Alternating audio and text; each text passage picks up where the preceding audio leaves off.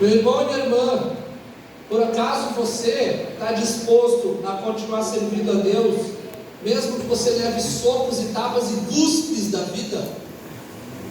Mesmo que as pessoas se coloquem para trás, falem mal de você, te apunhalem,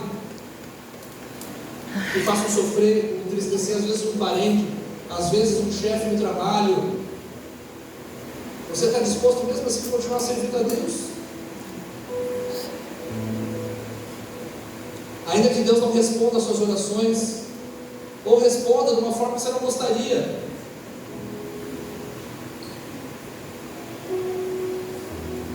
Naquele mesmo instante, Jesus, levando cuspe e bofetada, uma pessoa que de longe começa a seguir ele, assim, olhando entre o muro, entre a grade e a janela, e tentando se aproximar. Era Pedro, meio tímido e com medo de ser pego. E de repente Pedro vai passando pelas etapas, porque o templo que Jesus estava era o templo de Herodes, um lugar grande, suntuoso, e tinha vários pórticos ali. Pedro vai acessando cada um desses pórticos para chegar mais perto do Senhor e ver o que estava acontecendo com ele. E Pedro, meio curioso, vai parando em rodinhas. Ele para numa rodinha que perguntam: eu te conheço, você é um deles? Ele fala: não, eu nunca vi esse homem. Aquela noite estava fria, então eles estavam queimando alguns gravetos de fogo. Pedro se aproxima e fala: eu vi você com ele. Pedro diz: não conheço esse homem. E mais um terceiro grupo de pessoas pergunta a mesma coisa: você andava com ele? Ele fala: não, de forma nenhuma. Nesse momento Jesus vê Pedro de longe e olha nos olhos de Pedro, e ali desceu o maior peso no coração de Pedro, dizendo: eu traí, eu neguei, eu pisei no sangue do sacrifício do meu Senhor. E talvez alguns que já saíram da igreja, saíram dos caminhos de Deus, já se sentiram assim alguma vez. Ele era meu amigo, eu andava com ele, eu era íntimo dele, mas eu troquei ele por qualquer coisa lá fora. E muitas vezes parece que os olhos de Jesus estão ali olhando para você, esperando uma resposta de você. Só que a resposta de Pedro foi negativa. O que Pedro faz? Pedro se isola, e a Bíblia diz que ele vai chorar amargamente. Não é o que o Senhor espera de nós, porque se nós errarmos, eu tenho certeza que Pedro tivesse arrependido naquele momento, Jesus teria o perdoado. E mais capítulos à frente, João capítulo 21, fala que Pedro voltou a pescar, e arrebanhou a marca dos apóstolos ainda, voltou para a vida velha. Se hoje você está aqui na casa do Senhor e porventura você já tomou outros caminhos e está voltando, saiba, nenhuma acusação há para você que está em Cristo Jesus. Ele te perdoa, Ele restaura o teu caminho de novo. Não precisa chorar amargamente pelos cantos, Ele te aceita. E aí então, Jesus passa pelo processo final, já estou indo para o fim aqui. As dores finais, que são as dores da crucificação, já haviam se passado, nesse período aqui relatado, mais de 24 horas. E é engraçado que, quando uma pessoa é acusada diante de um tribunal, 3 coisas são por direito dessa pessoa, independente do crime que ela tenha cometido. Primeira, dormir na noite anterior. É um direito da pessoa, por pior que seja um crime, que na noite anterior ela tenha tido o sono dela. É direito. Também é direito que a pessoa possa ter comido e bebido.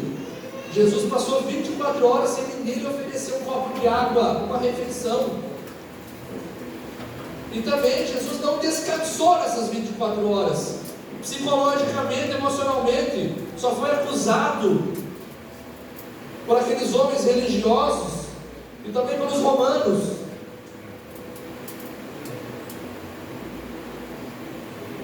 E aí então, quando Jesus estava ali nos tribunais, levam então adiante de Pilatos e Herodes, que diz assim: eu não vejo culpa nesse homem, eu lavo as minhas mãos do sangue desse homem. O povo grita: que recaia o sangue dele sobre nós e a nossa geração. Olha o poder dessa palavra. Não é à toa que você vê a história dos judeus sofrendo por inúmeras vezes, porque eles profetizaram que o castigo dele vinha sobre nós. E aí então ele falou: lavo as minhas mãos, eu não tenho culpa nisso, não tenho nada a ver. Mas por questões políticas, ele pediu então para que Jesus fosse chicoteado. Antes de Jesus levar as chicotadas, havia um tecido, uma coroa de espinhos. E pasme, se você pegar uma régua de 30 centímetros, todo mundo já viu uma régua de 30 centímetros que a criança usa na escola, né? Divide no meio ela, dá 15, né? Ou menos. 12 centímetros e meio era a medida dos cravos que foram colocados na cabeça de Jesus.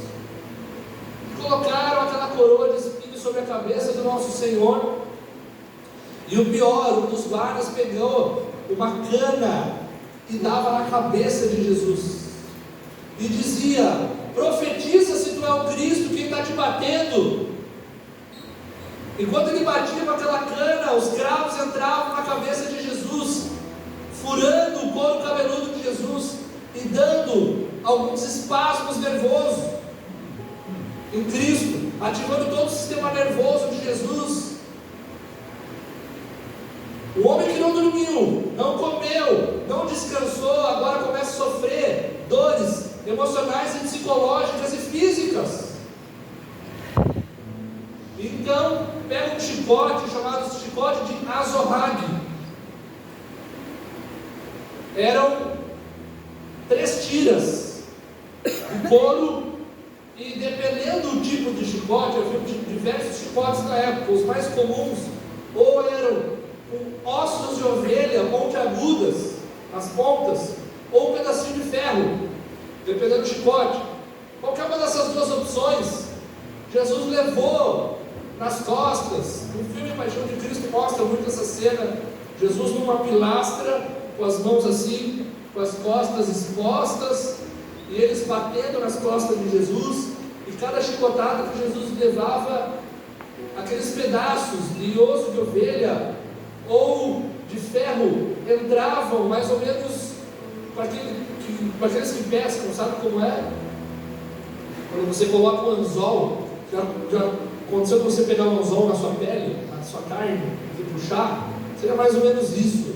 Jesus, quando ele batia, aqueles pedaços de ferro ou de ossos entravam na carne de Jesus e puxavam bifes do Senhor Jesus, deixando pedaços abertos, carne viva, nas costas, na nuca, na panturrilha.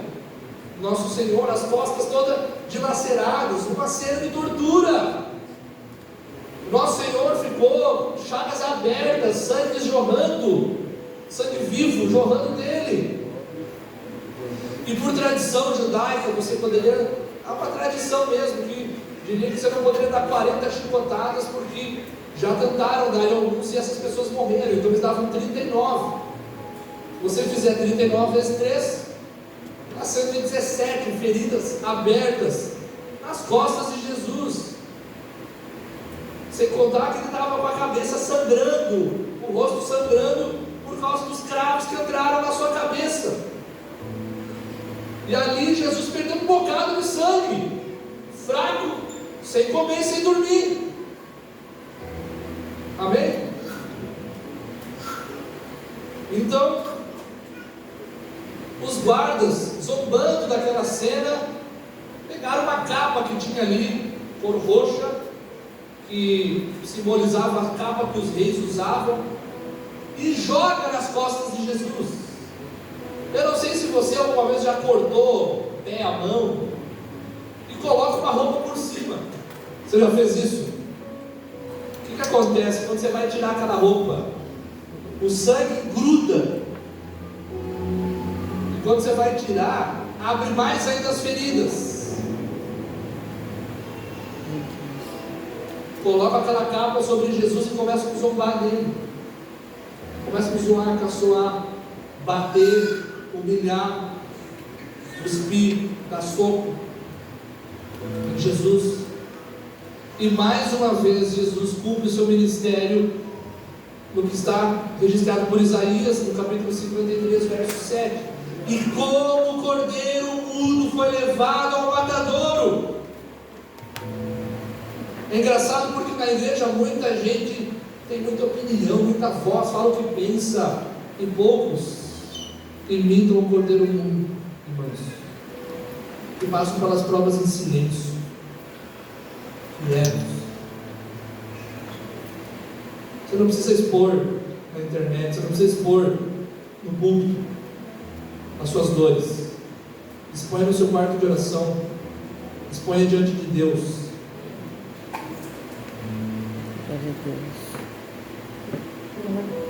E aí então Jesus recebe uma metade da cruz sobre si, chamado estábulo. A cruz, como alguns imaginam, ela não é inteira, né? A parte vertical e horizontal. Jesus pegou só a barra lateral e coloca nas costas. E então Jesus começa uma pequena peregrinação de 600 metros. Colocou a cruz nas costas e foi andando 600 metros. Eu ainda não tive o privilégio de ir para Israel, não tive, né? Alguns irmãos já foram. E na Via Dolorosa tem um pedaço ali que tem um memorial na parede, né? Da mão de Jesus, né? Tem uma mão lá na Via Dolorosa, e eles pegaram uma mão de alguém ali, simbolizando a de Jesus, né? E colocaram no cimento, assim, ficou marcado na mão. Porque dizem, há uma tradição da igreja primitiva, que Jesus naqueles 600 metros parou num pedaço da caminhada e cansou. Né? Vou ter que discordar do Mel Gibson, que registrou Jesus caindo no chão, né? A Bíblia não diz que ele caiu, vou ficar com a escritura. Mas diz que no meio da caminhada, pela tradição, Jesus cansou, então ele apoia a sua mão para tomar um pouco de ar. E aí então, o que acontece nesse meio tempo? Olha o que a Bíblia diz. Lucas 23, verso 26. Chamaram alguém para ajudar Jesus. Lucas 23, 26. E quando iam levando, tomaram um certo Simão, Cireneu. Cirene era a região que ele vinha, da África, tá? Simão, que veio oriundo da África, que vinha do campo, e puseram-lhe a cruz às costas, para que o levasse após Jesus. Então Jesus cansou e falou: cara, chama alguém para ajudar. E pegaram um cara da África. Olha que maravilhoso isso. Não pegaram o cara de Israel. Tinha ou não tinha israelense ali para ajudar Jesus?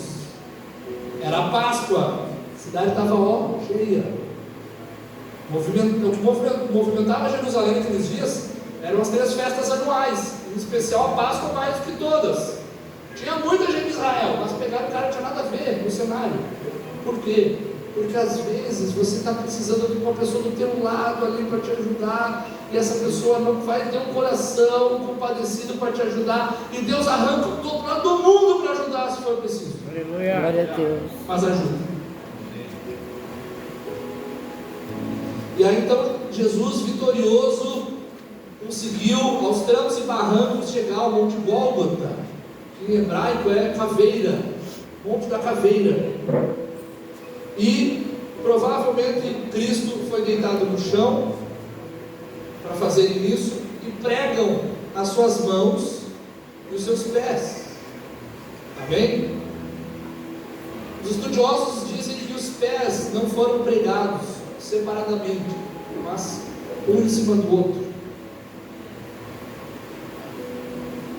E ali os cravos que perfuraram Jesus tinham 15 centímetros.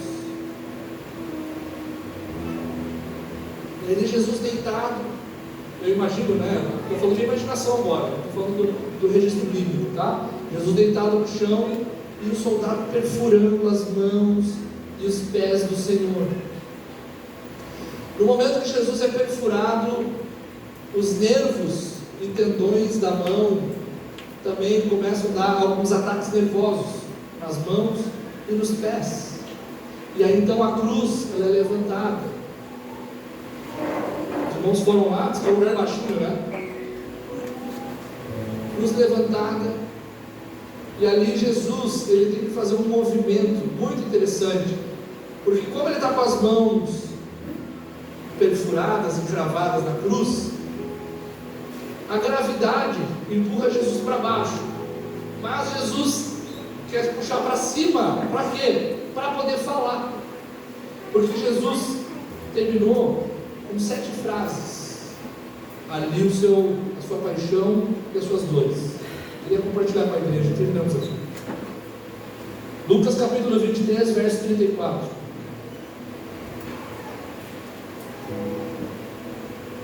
Onde ele estava ali na cruz, período de talvez 3 horas que ele sofreu, ali tentando respirar, um movimento muito difícil para os pulmões e para o corpo de Jesus para ficar em pé. As pessoas começam a acusar ele. Esse diz ser o rei dos judeus, desce daí, se tu pode salvar ti mesmo, desce daí. Aí Jesus olha para o Pai, olha para o céu e diz assim, e dizia Jesus: Pai, perdoa-lhes porque não sabem o que fazem. E repartindo as suas vestes, lançaram os olhos. No momento final de Jesus, no momento mais difícil de ele respirar, de ele ter ar para respirar, provavelmente Jesus estava numa tontura muito forte. Jesus devia estar com uma grande enxaqueca, fraco fisicamente. Ele toma ar para dizer isso: Pai, eles não sabem o que estão fazendo, perdoa. Seguindo ainda, no versículo 43, mesmo capítulo, 23, 43, um ladrão à esquerda, outro ladrão à direita,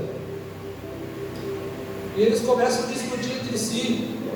Um deles diz: eu sei que o que eu fiz está errado, eu sei, eu mereço estar aqui. E o outro começava a blasfemar do Senhor. E aí Jesus vira para um deles e diz assim, Lucas 23, 43. E disse-lhe Jesus: em verdade te digo que hoje estarás comigo no paraíso. Esse homem que estava ali com Jesus era eu e você.